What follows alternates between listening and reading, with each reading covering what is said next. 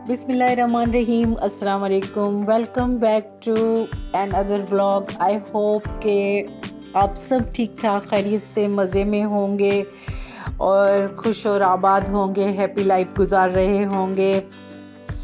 तो जी, आज है फ्राइडे का दिन और आज का व्लॉग मैं अपने रूटीन के साथ आपके साथ शेयर कर रही हूँ। तो यहाँ पे तकरीबन आलमोस्ट 12:30 का टाइम हो गया था। बच्चों की छुट्टियां हैं तो वो लेट ही उठते हैं और फिर उठ के नहा धो के वो तैयार हो गए। इस तरफ मैं बना रही हूँ अली के लिए नाश्ता। वो थोड़ा लेट उठा था, फिर फ्रेश होके जुमा पढ़ने के लिए वो रेडी था। कह रहा था मामा मुझे जल्दी जल्दी आप नाश्ता दें तो मैं जाऊँ, क्योंकि जुमे के दिन मुझे भी दुआएं वगैरह पढ़नी होती हैं तो मुझे भी जल्दी होती है। मैं कहती हूँ तकरीबन पहली अजान तक मैं लंच वगैरह तैयार कर लूँ।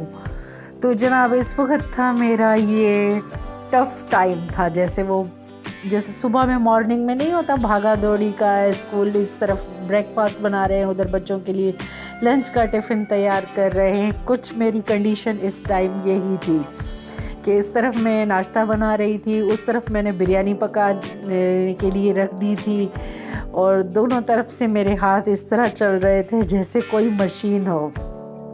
कभी उसके कपड़े प्रेस करके किसी को दे रही हूँ, कभी किसके निकाल के दे रही हूँ।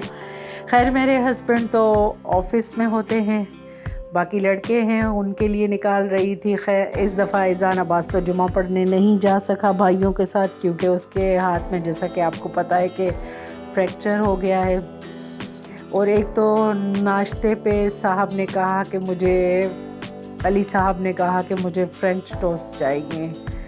तो ये बस फ्रेंच टोस्ट तो हर किसी को बनाने आते हैं। यही मैंने सिंपल सी रेसिपी के साथ चीनी ली, मिल्क लिया और एग शामिल करके इसमें थोड़ा सा मैंने वनीला एसेंस शामिल किया, क्योंकि इससे एग की स्मेल नहीं आती।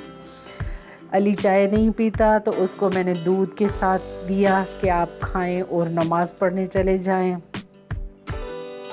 इतने में इस भागा दौड़ी में मेरी जनाब बिरयानी भी रेडी हो गई और मैंने बिरयानी की तय लगा दी। मैंने बहुत तय वाली नहीं बनाई थी, क्योंकि बस वन टाइम के लिए ही बनाई थी, क्योंकि बच्चों ने इसी टाइम लेट किया था ब्रेकफास्ट, तो इतनी कंज्यूम नहीं होनी थी।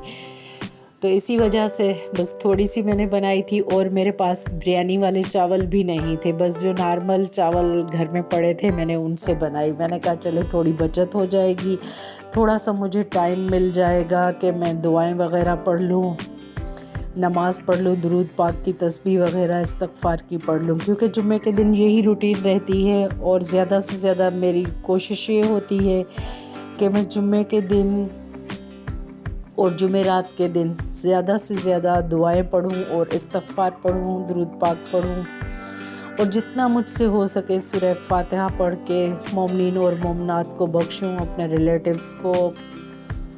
खैर ये तो इबादत की बातें हो गई। आप ये शो भी नहीं करानी चाहिए, पर मतलब शेयर ज़रूर करनी चाहिए, क्योंकि इससे एक मोटिवेशन मिलती है कि हम इस भागती दौड़ती ज़िंदगी में इतने मसरूफ़ हैं कि हम अपनी इबादत को टाइम नहीं दे पाते।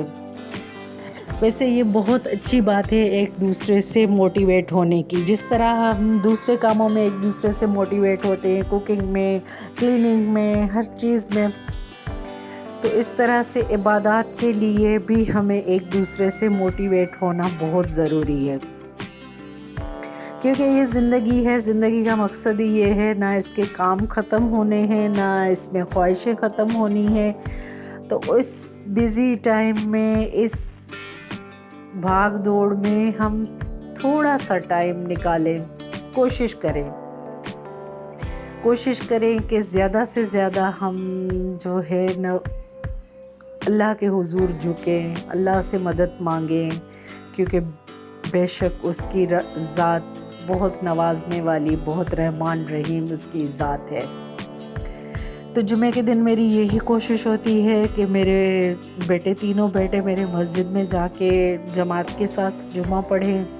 इनके बाबा तो ऑफ़िस होते हैं तो वो वहीं ऑफ़िस की मस्जिद में नमाज वगैरह पढ़ते हैं। मकसद मेरा पूरा अटेंशन ये होता है कि मैं इनको जुमे वाले दिन हर चीज़ इनकी परफेक्ट करूं। ज़ाहिरी बात है ये बच्चे हैं, हमसे ही सीखेंगे, हम ही इनको सिखाएंगे। अगर हम इनको जो केयरलेस ही छोड़ देंगे, लेटे हुए हैं, नहीं जा रहे, स्कूल से आए हैं थक के नहीं जा रहे पर नहीं, इन सारी चीज़ों को हमें देखना है कि ये बहुत ही अच्छी आदत है। आप भी समझे कि क्या जुम्मे के व्लॉग में क्या हमें लेक्चर देने लगी इबादत का।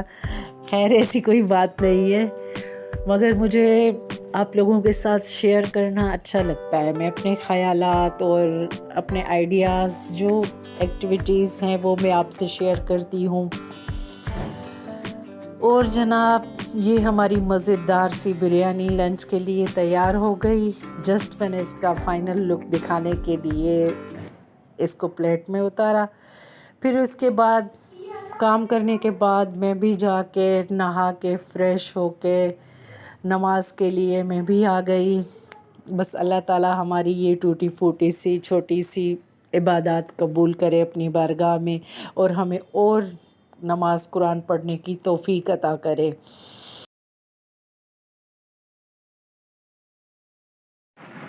अस्सलाम वालेकुम। तो जी ये था मेरा आज का जुमे के दिन का व्लॉग और जुमे की रूटीन जो मैंने आपको साथ शेयर की। आई होप कि ये आपको पसंद आई होगी, और अगर मेरा ये व्लॉग आपको पसंद आया हो तो मेरी वीडियो को लाइक कीजिए, चैनल पे नए तो सब्सक्राइब ज़रूर कीजिए, और मुझे अपनी दुआओं में याद ज़रूर कीजिए। तो मिलते हैं इंशाल्लाह नेक्स्ट वीडियो में। टेक केयर, अल्लाह हाफिज़।